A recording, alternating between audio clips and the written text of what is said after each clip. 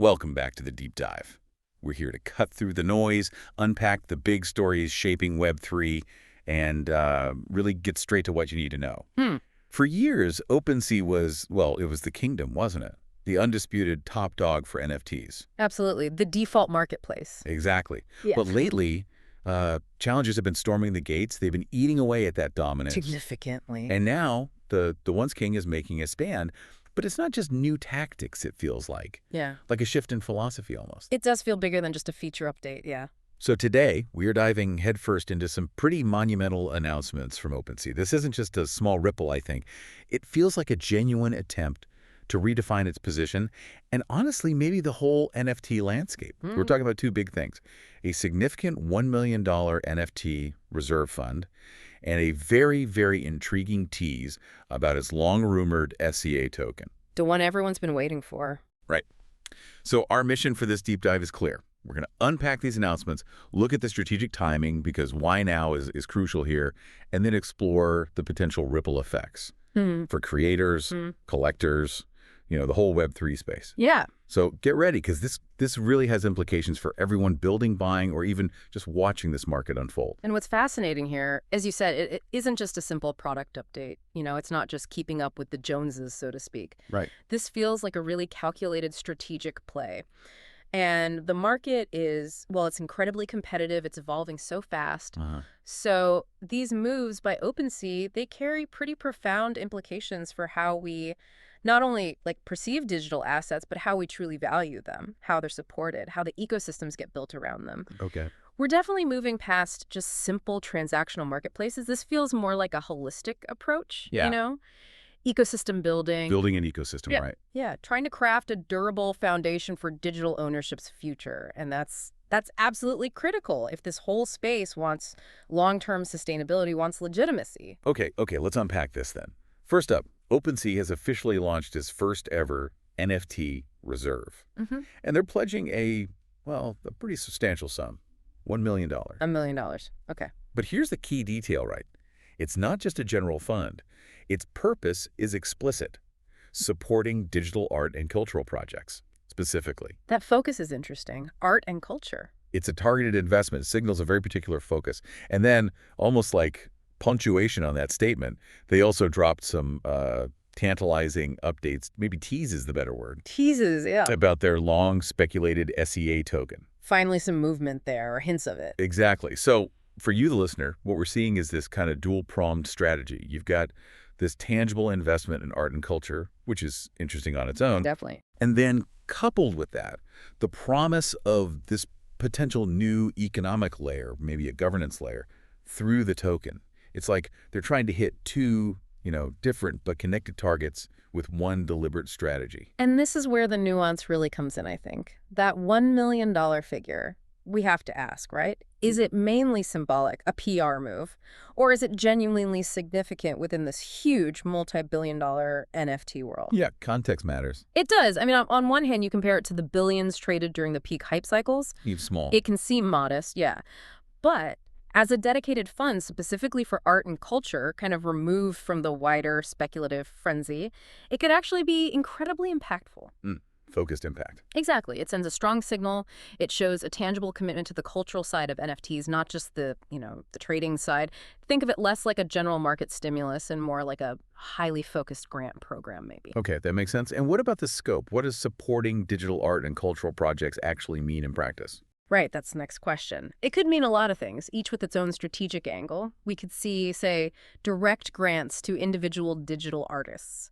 Give them some stability to work on bigger projects. Financial runway for creators. Yep.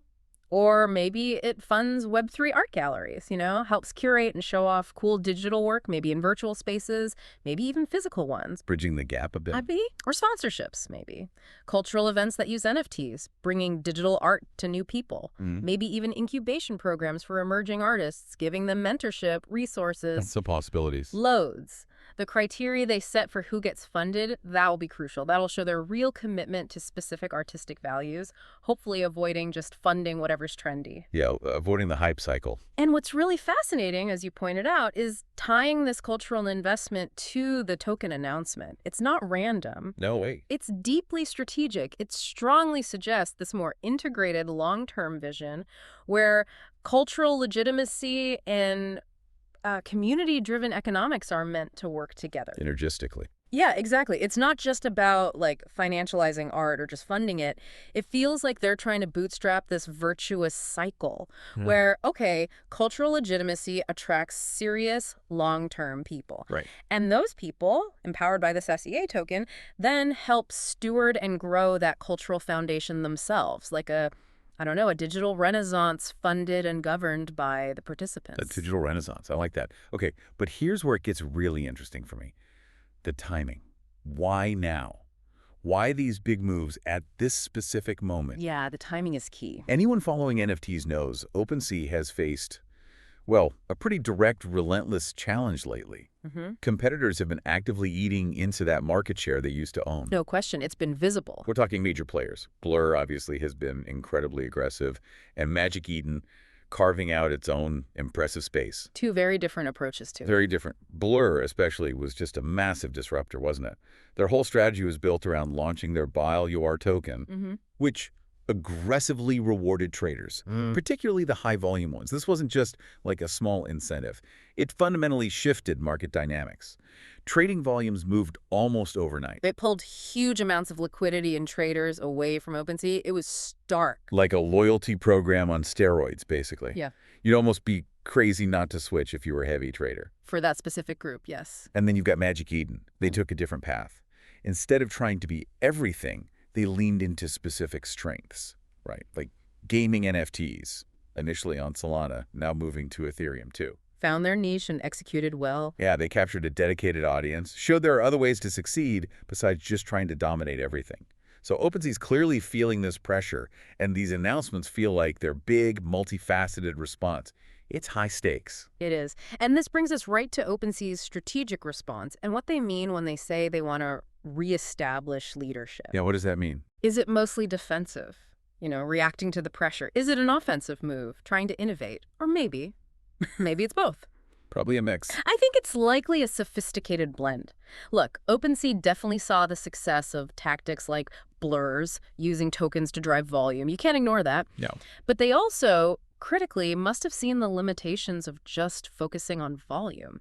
That can sometimes push speculation over real value, right? It can lead to a race to the bottom on fees or focusing on projects that maybe lack cultural depth. Right, the quality can suffer. So by launching this cultural reserve, OpenSea is signaling, hey, we want to be different. They're trying to move beyond just being the place you trade things. They want to be seen as a patron of digital art and culture. Elevating the conversation. Potentially. This strategy could appeal to a different type of user. Someone who cares about the art itself, the long-term health of the ecosystem, not just the next quick flip. The collectors, the artists, the long-term believers. Exactly. So this raises that important question. Is OpenSea trying to win back its spot by emphasizing fundamental intrinsic value art culture rather than just competing on trading volume and speculative rewards? That's a big pivot. It's a significant strategic pivot. Yeah. And it has risks. While it might attract that segment deeply invested in the art, it might not immediately win back the high-volume traders chasing the next airdrop or the lowest fees. Yeah, those guys might stick with Blur for now. Possibly. The challenge is huge. Right. How do you appeal to both the long-term visionaries and the short-term profit seekers without, ticking one group off? It's a tightrope walk. It really is. And you might be wondering, listening to this, what does marketplace market share even have to do with the art itself? That's a fair question. It is. But it has everything to do with visibility, with liquidity, and ultimately with where artists can actually thrive. Absolutely. Exposure matters. Imagine an artist pouring their soul into a digital piece, right? Yeah. Only to list it on a platform that's basically dead. Yeah. If a marketplace loses relevance, loses liquidity, artists lose eyeballs. They lose access to a broad audience, yeah. Their work is harder to find, harder to sell. The whole ecosystem suffers. Collectors suffer fewer choices, fewer trusted places to buy. Sure. So OpenSea's fight for market share, It's not just about corporate ego. It's about maintaining a viable, vibrant space for digital creation and collection to happen. Well said. So let's dig deeper into the heart of this cultural investment then, that $1 million NFT reserve. Because like you said, it's not just about the money, is it? No, it's a message, too. It feels like it's about a much deeper meaning, a deliberate attempt to anchor Web3 back to genuine creativity, explicitly moving beyond that image of pure financial speculation that, let's be honest, dominated the early NFT cycles. The casino narrative. Yeah, exactly. Think about it. Yeah. This initiative directly contrasts with those, hype drops, the speculative bubbles that define the market peaks, where projects got value more from celebrity tweets or scarcity mechanics than actual artistic merit. And the PFP frenzy. Right. I remember during that peak hype, it felt like you couldn't scroll Twitter without seeing another PFP project promising insane returns, often with, well, let's just say minimal artistic depth. This reserve feels like a conscious step away from that Wild West feeling. A course correction, maybe. Maybe. And if you think back, remember Beeple's $69 million sale at Christie's? Of course. Huge moment. That was such a powerful reminder of how traditional art world legitimacy can cross over into digital art. It wasn't just a record. It signaled to the whole world that digital art, as an NFT, could command serious respect, serious value, even in those very established circles. It opened a lot of eyes. In OpenSea's reserve. Maybe it could be seen as an attempt to capture that kind of validation, but do it more consistently, driven by the platform itself. Building legitimacy from within. Interesting angle. So what does this all mean for the artists, for the cultural creators actually building in this space right now? Well, potentially it means direct support for projects that might otherwise struggle for funding. More visibility, maybe through curated showcases on OpenSea, and perhaps a clearer pathway to getting their work recognized for its long-term value beyond just fleeting trends. It feels like a push towards prioritizing intrinsic digital creativity. Recognizing the art in NFT art. You could say that. And this initiative really speaks to that idea of NFT sustainability. How does this space evolve beyond just speculation? Right. How does it last? It signals a very deliberate shift towards long-term cultural support, moving beyond those volatile, short-lived hype cycles that honestly have plagued the space. The boom and bust cycles discourage real long-term participation. Brings people out. Totally. Yeah. And in a way, you can draw parallels here. Think about traditional art patronage, cultural grants, maybe even government funding for the arts. Yeah, like the NEA or something. Exactly. Historically, those things have been vital for nurturing talent, preserving culture, making sure art can flourish, even without immediate commercial success. Right. Decoupling it from pure market forces sometimes. Precisely. And what's interesting is how Web3, through models like this reserve, might be showing how it can adopt and, importantly, evolve those traditional patronage models to make them maybe more transparent, more direct, more community-driven. Unlike a centralized grant system with potentially opaque decisions, a Web3 reserve could, in theory, offer more on-chain accountability. You could track where the funds go. The transparency aspect. Yeah. And it's not entirely new in Web3. A great example, though, maybe on a different scale, is the super rare DAO's community treasury. Right, I remember that. That was also launched specifically to support artists directly through grants, buying art. So the concept exists.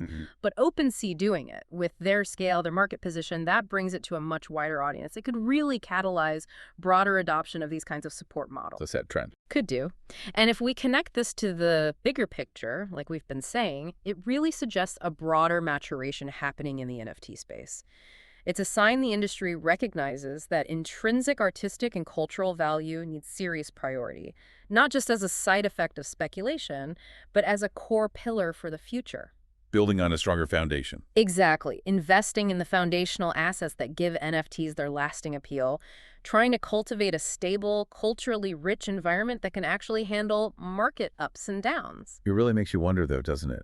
Is focusing on culture and digital art, is that enough on its own to truly revive and sustain the NFT market? Yeah. Especially after the crazy highs and then the big cool down. That's the million-dollar question, isn't it? Or maybe the billion-dollar question. Right. Or do we still, despite wanting cultural legitimacy, do we still need another big hype cycle? Maybe another wave of those viral PFP projects to bring the masses back and drive that sustained engagement? It's a fascinating tension. Fundamental value versus market excitement. Can genuine artistic merit actually compete with the lure of quick profits in this space? We don't really know yet. TBD. Okay, so while the reserve signals that commitment to culture, OpenSea definitely hasn't forgotten the economic engine that powers so much of Web3. Can't ignore the tokenomics. Exactly. And for many people, the real headline here is still the long-rumored SEA token. That's the move that could unlock totally new layers of value for OpenSea and its users. The anticipation has been building for ages. Ages. And its eventual launch could profoundly reshape things for the platform and for you, the user. Absolutely. So when we talk about a token like SEA, Right. what are we generally looking at? Usually three main potential functions, right? Each with big implications for you listening. Typically, yeah. First, it could offer governance rights. And this isn't just abstract voting, right? It means token holders could get a direct say in how OpenSea evolves. Voting on proposals, fee structures. Influencing future integrations, basically decentralizing some control, turning users into active stakeholders. Giving the community a voice. Second, you've got staking opportunities. Mhm. So Right. users could lock up their SCA tokens, commit them to the network, and earn rewards in return. Aligning incentives. Yeah, aligns their long-term interest with OpenSea's success, turns passive users into invested participants. And third, we could see fee rebates. Ah, the blur counter. Potentially, yeah, Yeah. making trading on OpenSea cheaper, more attractive, directly competing with those aggressive fee structures some rivals used. So each of these means something practical for you, the holder.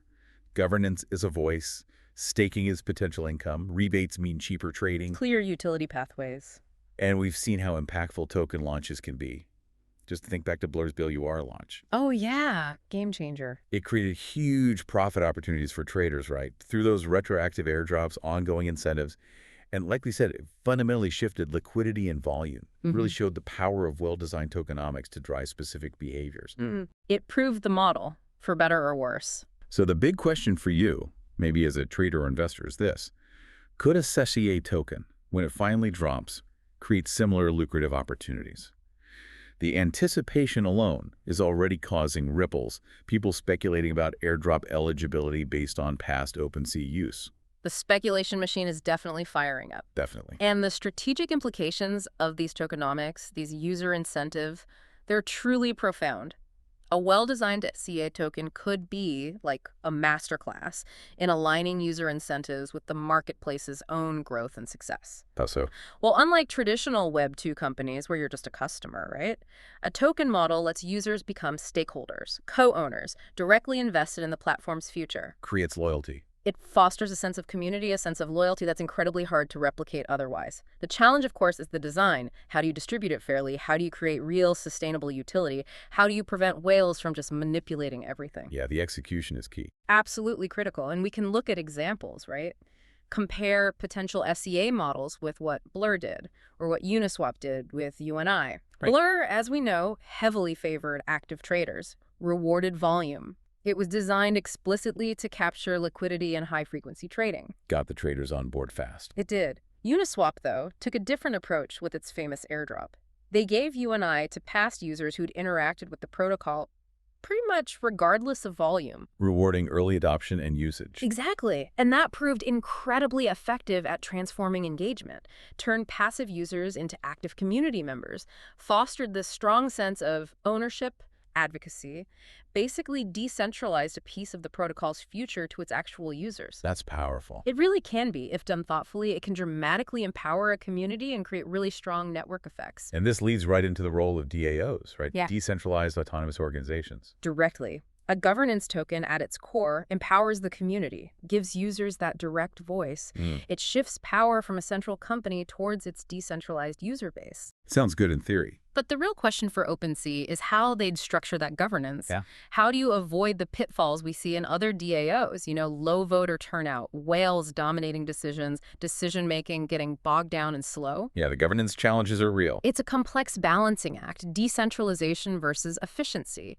And what's fascinating, coming back to it, is the synergy, the token, and the reserve. This isn't just OpenSea launching a token in isolation. It's integrated. It feels like a combined integrated approach, and that really indicates indicates this shift in how NFT marketplaces are evolving.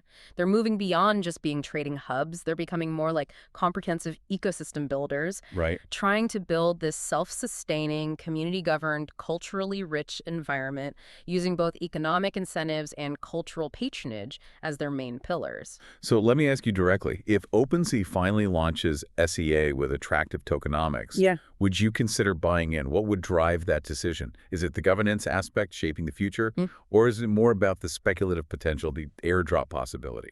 It's a great question for everyone listening. What motivates participation?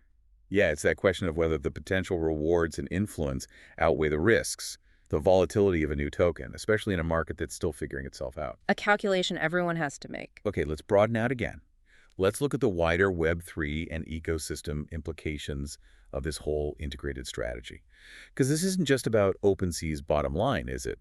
It's about what it means for that core idea of a creator-first economy in Web3. That's a really important lens to view it through. This dual move, the reserve for culture, the token for governance and economics, it really feels like it reinforces that ideal, doesn't it? It leans into that promise, yeah. Web3 platforms, through things like direct ownership of assets, programmable royalties that actually pay artists on secondary sales. Which was revolutionary. Totally. And community governance giving creators a voice. All of that potentially empowers artists in ways that traditional Web2 platforms just haven't, really. Largely failed to, yeah. Think about the comparison. Web2 platforms, Instagram, YouTube, Spotify, whatever, artists often give up so much control. Right. And they usually get a tiny fraction of the value they create. The platform takes a huge cut, dictates all the terms. Changes the algorithm on a whim. Exactly. Can even delist your content. Revenues are tied to opaque algorithms, ad splits. Web3, at least in theory, flips that script. That's the promise. It promises to put the power and bigger slice of the economic pie back into the creator's hands through these direct, immutable smart contracts. It fosters, hopefully, a more equitable, sustainable model where artists truly own their digital work and have a direct stake in its ongoing success. And OpenSea's moves fit right into that narrative. The Cultural Reserve gives direct financial empowerment to artists. Tangible investment in their work helps them fund stuff, get recognized, maybe rely less on market whims or intermediaries. Right, direct support. And then concurrently, the governance token offers structural empowerment, gives artists and the wider community a direct say in the platform's rules, its evolution.